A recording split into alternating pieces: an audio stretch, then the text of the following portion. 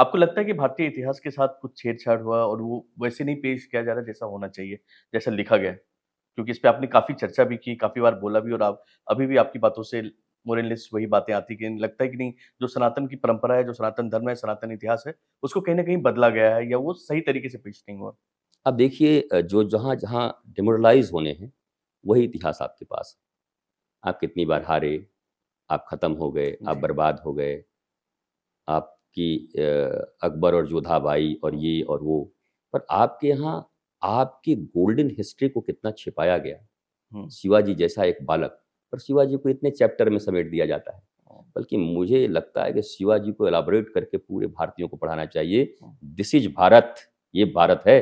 भारत का नाम भारत भी शायद इसीलिए पड़ा था, भा मतलब सूर्य, हुँ, सूर्य मीन्स ज्ञान, रत मीन्स जिसमें कंसिस्टेंसी के साथ हम लगे हुए हैं, रत, पूरा रत लगा हुआ है। तो भारत, जो ज्ञान में दिन-रात लगा हुआ है, ज्ञान प्राप्त करने में, उसको कहते हैं भारत।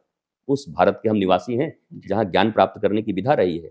तो मुझे ऐसा लगता है कि हमारे उन महापुरुषों का, भगवान श्री राम के पूर्वज हैं रघु रघु रघुकुल रीत सदा चली आई जी, जी, प्राण जाय पर। रघु भी घोड़े के अस्तबल में घास खा के रहते थे, भगवान राम के पूर्वज। अच्छा, महाराणा प्रताप ने भी घास की रोटियां खाई। राइट, क्या हमें ये नहीं पढ़ना चाहिए कि भगवान राम के पूर्वज रघु, उन्हें भी एक समय घास की रोटियां खानी पड़ी पर उन्होंने धर्म नहीं छोड़ा बेटा। हुँ, अपने अपने बच्चों को क्या ये इतिहास हमें नहीं देना था? हमने क्या दिया? 1526 में कौन जन्म लिया? 42 में कौन आया? उसका बेटा कौन था? हुमायूँ का बाबर, बाबर का जा ज हम तो बहुत ज़्यादा याद भी नहीं करते, मुझे याद भी नहीं करना।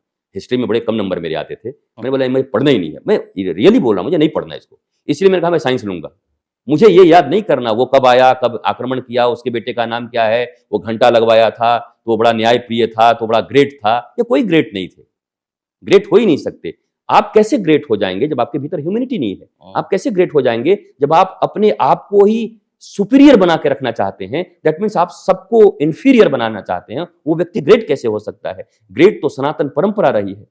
विक्रमादित्य का शासन देख सकते हैं आप, भगवान राम का शासन देख सकते हैं, जहाँ एक कुत्ता भी दरबार में आ सकता है अपने न्याय को पाने के लिए, जहाँ कोई भेदभाव नहीं है। अब ग्रेट तो श्री कृष्ण हैं, जहाँ सुदामा जैसे लोग, ये तो गलत पढ़ाया जाता है, हमें सुना जाए, अरे द्वारपालों सुदामा से, और सुदामा को धक्का दे दिया जाए। ये भागवत में कहीं नहीं है कि सुदामा को धक्का दिया गया। हुँ, पर ये इंटरटेन करने के लिए, एंटरटेनमेंट के लिए आप एनलाइटमेंट से दूर रख रहे हैं लोगों को, आप प्रकाशित होने से दूर रख रहे हैं। इतना एंटरटेनमेंट की जरूरत नहीं है कथा में। हुँ, आप सीधी-सीधी पढ़ाओ कि श्री कृष्ण के राज्य में गौ, विप्र, संत, वृद्ध, अबला, विधवा, ये जितने भी लोग थे, गरीब, सबको सीधा मिलने का अधिकार था। ये आप नहीं पढ़ाते, ये आप नहीं कहते। हुँ, तो शास्त्र भी बदल दिए गए हैं। इतिहास की तो बात ही छोड़ो। इतिहास में तो मोर देन 50% 80% कचरा भर दिया गया है। हुँ, केवल वो चीजें डाली गई हैं जिससे भारतीयों का कभी भी शौर्य न जग सके, तेज न जग सके, कभी उनकी वीरता न जग सके, कभी उनको अपना चेहरा न दिखाई पड़े।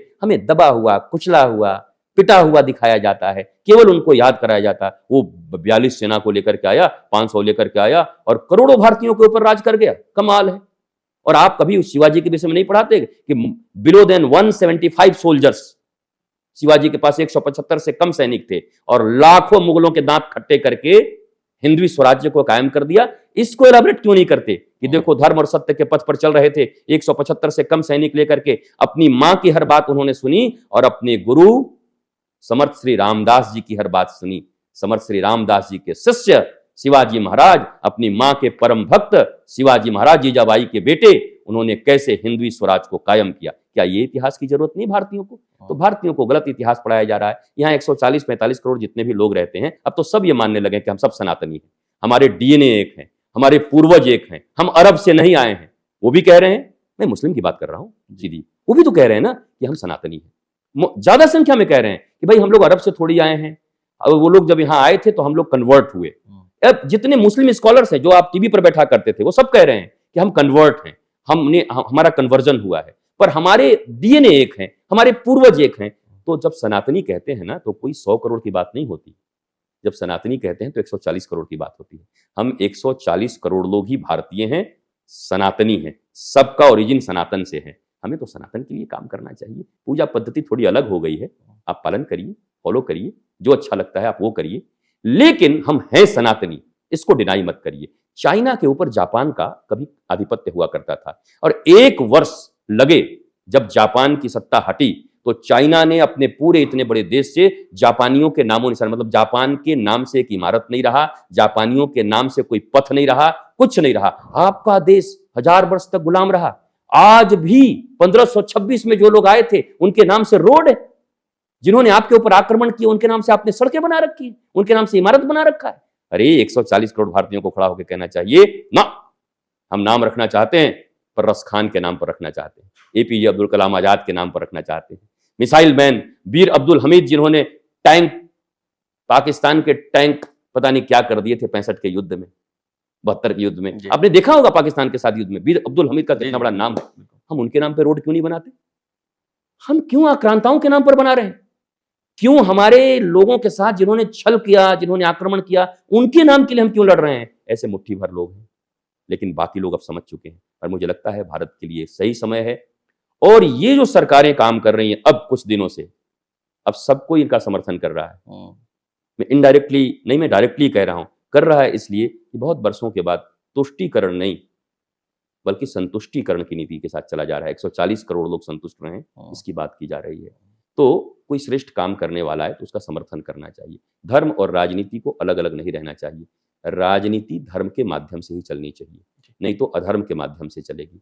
हम हिंदू राष्ट्र की बात से भी बहुत ज्यादा सहमत नहीं है।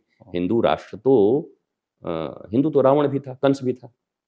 हमें राम राज्य चाहिए जहां सबकी सुनवाई, हमें विक्रमादित्य का राज चाहिए बिल्कुल जहां सबकी सुनवाई है। बिल्कुल हम उस राष्ट्र की बात करना चाहते हैं। तो मुझे लगता है जैसे जैसे नॉलेजफुल लोग आगे आएंगे, और परमात्मा मुझसे बड़े बड़े नॉलेजफुल इस दुनिया में रखे हैं, मैं तो एक साधारण सा तिनका हूँ, सभी लोग अपने अपने तरीके से काम कर रहे होंगे, उनकी इच्छा सर्वोपरि है।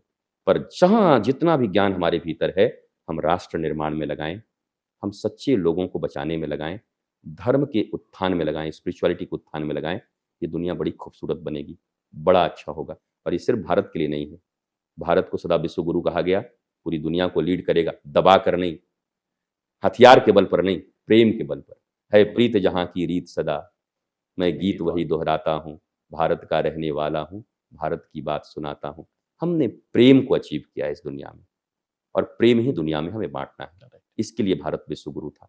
वसुधैव कुटुंबकम की संकल्पना किसकी है बताइए आप? कोई एक मजहब बताइए जो कहता है वसुधैव कुटुंबकम? सनातन कह रहा है पूरी वसुधा हमारी कुटुंब है, परिवार है। पर मेरा एक बात कहना है, अपने कुटुंब में तो पहले सनातन के संस्कार भरो, तब तो वसुधैव कुटुंबकम की बात करोगे। अपने ही बच्चे सनातन को फॉलो नहीं कर रहे और वसुधैव कुटुंबकम कैसे सफल हो जाएगा? घर ही ठीक नहीं है, इंडिविजुअल ठीक होगा तो यूनिवर्स ठीक होगा।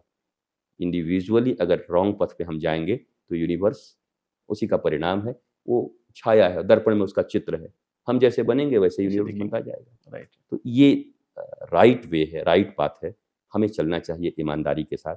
और मुझे बहुत खुशी है कि आप इतने सुलझे हुए और इतने प्रश्न आपके इतने अच्छे हैं। मैं ऐसी तारीफ नहीं कर रहा हूँ, बट इतनी गहराई से बहुत कम लोग प्रश्न भी करते हैं। बहुत हल्के प्रश्न कभी कभी कर लेते हैं आप, ये वो एक आध प्रश्न ऐसे पूछने जो लोगों को पसंद आता है, कौन सा फिल्मी गाना पूछते हैं, ठीक है वो ठीक है, लेकिन हमारा उद्देश्य तो होना चाहिए कि मानवता का रिफॉर्मेशन कैसे हो, कैसे शांति मिले, ये जो अशांत पूरा वातावरण है कैसे चारों तरफ प्रेम की सुगंध फैले, भारत कैसे नंबर 1 हो, भारत कैसे विश्व गुरु बने, चारों तरफ हमारी सुगंध फैले, इस पर चर्चा होनी चाहिए।